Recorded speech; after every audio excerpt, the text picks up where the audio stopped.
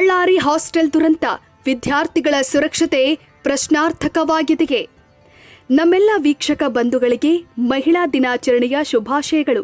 ಇದೇ ಸಂದರ್ಭದಲ್ಲಿ ಬಳ್ಳಾರಿಯಲ್ಲಿ ನಡೆದ ದುರ್ಘಟನೆಯೊಂದು ರಾಜ್ಯದ ಶಿಕ್ಷಣ ವ್ಯವಸ್ಥೆ, ವಿಶೇಷವಾಗಿ ವಸತಿ ಶಾಲೆಗಳ ಸುರಕ್ಷತಾ ವ್ಯವಸ್ಥೆಯ ಕುರಿತು ಗಂಭೀರ ಪ್ರಶ್ನೆಗಳನ್ನು ಎಬ್ಬಿಸಿದೆ.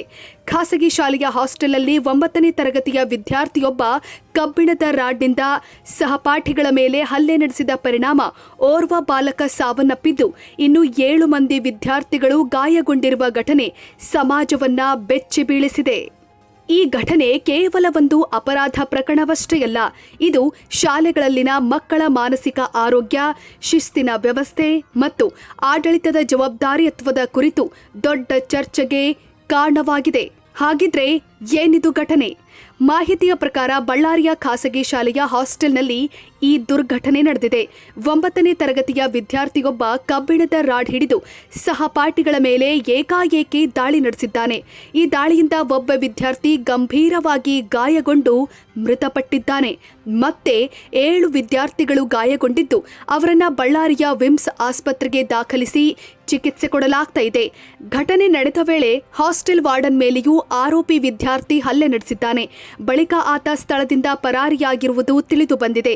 ಈ ಘಟನೆ ಬಳ್ಳಾರಿ ಗ್ರಾಮೀಣ ಪೊಲೀಸ್ ಠಾಣಾ ವ್ಯಾಪ್ತಿಯಲ್ಲಿ ನಡೆದಿದ್ದು, ಪೊಲೀಸರು ಪ್ರಕರಣ ದಾಖಲಿಸಿಕೊಂಡು ತನಿಖೆ ನಡೆಸುತ್ತಿದ್ದಾರೆ. ಮೃತ ಬಾಲಕನ ಪೋಷಕರ ಆಕ್ರಂದನ. ಈ ಘಟನೆ ನಂತರ ಮೃತ ಬಾಲಕನ ಪೋಷಕರ ಆಕ್ರಂದನ ಮುಗಿಲು ಮುಟ್ಟಿದೆ. ತಮ್ಮ ಮಗನನ್ನ ಕಳೆದುಕೊಂಡ ದುಃಖದ ನಡುವೆಯೇ ಅವರು ಗಂಭೀರ ಆರೋಪಗಳನ್ನು ಮಾಡಿದ್ದಾರೆ.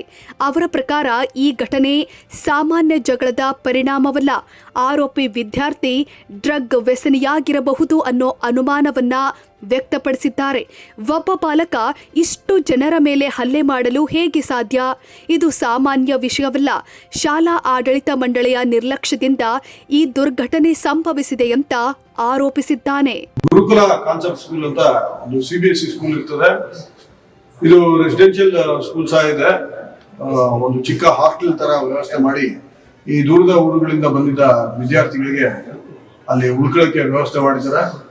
ಈ ದಿನ ರಾತ್ರಿ ಸುಮಾರು 9 ಜನ ವಿದ್ಯಾರ್ಥಿಗಳು ಅಲ್ಲಿ ಅವರ ಒಂದು ಶಿಕ್ಷಕಿ ಬ್ಲೆಸ್ಸಿ ಅಂತ ಸೋಷಿಯಲ್ ಸ್ಟಡೀಸ್ ನ ಶಿಕ್ಷಕಿಯವರ ನಿಗಾವಣೆಯಲ್ಲಿ ಅಲ್ಲಿ ಇವತ್ತು ಇದ್ದಾಗ ಒಬ್ಬ ಅಪ್ರಾಪ್ತ ವಯಸ್ಸಿನ ವಿದ್ಯಾರ್ಥಿ ಸಡನ್ಲಿ ಒಂದು ಫಿಟ್ ಆಫ್ ರೇಂಜ್ ತರ ಆಗಿ ಒಂದು ಹರಿತವಾದ ವಸ್ತುವಿಂದ ರ್ಯಾಂಡಮ್ ಆಗಿ ಎಲ್ಲರ ಮೇಲೆ ರಾಡ್ನಿಂದ ಹೊಡೆದನ ಅಥವಾ ಚಾಕುವಿನಿಂದ ಚುಚ್ಚಿದನ? ಈ ಪ್ರಕರಣದಲ್ಲಿ ಇನ್ನೊಂದು ಗೊಂದಲವೂ ಉಂಟಾಗಿದೆ.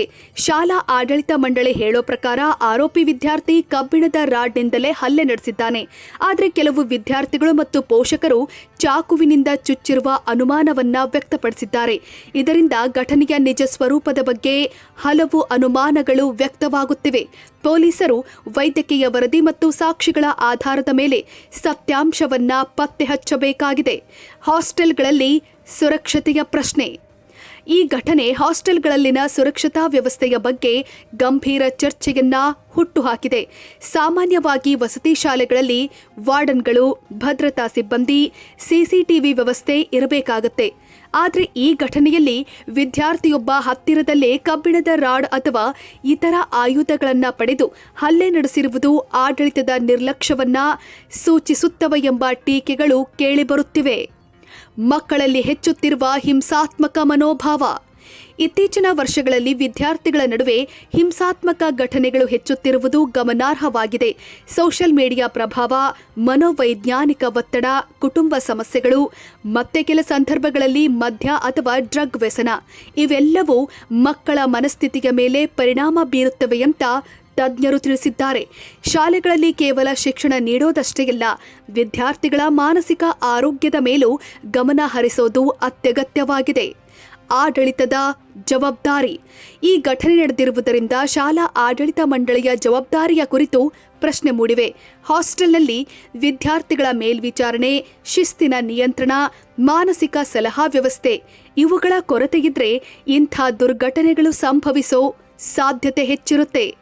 ಆದ್ದರಿಂದ ಈ ಪ್ರಕರಣದಲ್ಲಿ ಕೇವಲ ಆರೋಪಿ ವಿದ್ಯಾರ್ಥಿಯ ಮೇಲೆ ಮಾತ್ರವಲ್ಲ, ಶಾಲಾ ಆಡಳಿತ ಮಂಡಳಿಯ ನಿರ್ಲಕ್ಷ್ಯವಿದೆಯೇ ಅನ್ನೋದರ ಮೇಲೂ ತನಿಖೆ ನಡೆಯಬೇಕಾಗಿದೆ. ಸಮಾಜಕ್ಕೆ ಎಚ್ಚರಿಕೆಯ ಗಂಟೆ. ಬಳ್ಳಾರಿಯಲ್ಲಿ ನಡೆದ ಈ ದುರ್ಘಟನೆ ಸಮಾಜಕ್ಕೆ ಎಚ್ಚರಿಕೆಯ ಗಂಟೆಯಂತಾಗಿದೆ. ಶಾಲೆಗಳು ಮಕ್ಕಳಿಗೆ ಕೇವಲ ಶಿಕ್ಷಣ ನೀಡುವ ಸ್ಥಳವಷ್ಟೇ ಅಲ್ಲ, ಅದು ಅವರ ಭವಿಷ್ಯವನ್ನ ರೂಪಿಸುವ ಸಂಸ್ಥೆಯಾಗಿದೆ. ಆದ್ದರಿಂದ ಸುರಕ್ಷತೆ, ಶಿಸ್ತು ಮತ್ತು ಮಾನಸಿಕ ಆರೋಗ್ಯಕ್ಕೆ ಸಮಾನ ಮಹತ್ವ ಕೊಡಬೇಕು. ಮಾನ್ಯ ಮುಖ್ಯಮಂತ್ರಿಗಳು ಹಾಗೂ ಶಿಕ್ಷಣ ಸಚಿವರು ಸೂಕ್ತ ಕ್ರಮಗಳನ್ನು ಜರುಗಿಸದೇ ಇದ್ರೆ ಇಂಥ ಘಟನೆಗಳು ಮರುಕಳಿಸೋದು ಗ್ಯಾರಂಟಿ. ಈ ಪ್ರಕರಣದ ಸತ್ಯಾಂಶ ಹೊರಬಂದು ತಪ್ಪಿತಸ್ಥರಿಗೆ ಕಠಿಣ ಶಿಕ್ಷೆ ವಿಧಿಸಲ್ಪಟ್ಟರೆ ಮಾತ್ರ ಇಂಥ ಘಟನೆಗಳು ಮತ್ತೆ ನಡೆಯದಂತೆ ತಡೆಯಲು ಸಾಧ್ಯವಾಗುತ್ತೆ. ವೀಕ್ಷಕರೇ, ಈ ಸುದ್ದಿ ನಿಮಗೆ ಇಷ್ಟವಾದಲ್ಲಿ ನಮ್ಮ ಚಾನಲ್ ಅನ್ನು ಸಬ್ಸ್ಕ್ರೈಬ್ ಮಾಡಿ, ಲೈಕ್ ಮಾಡಿ ಹಾಗೂ ಶೇರ್ ಮಾಡಿ.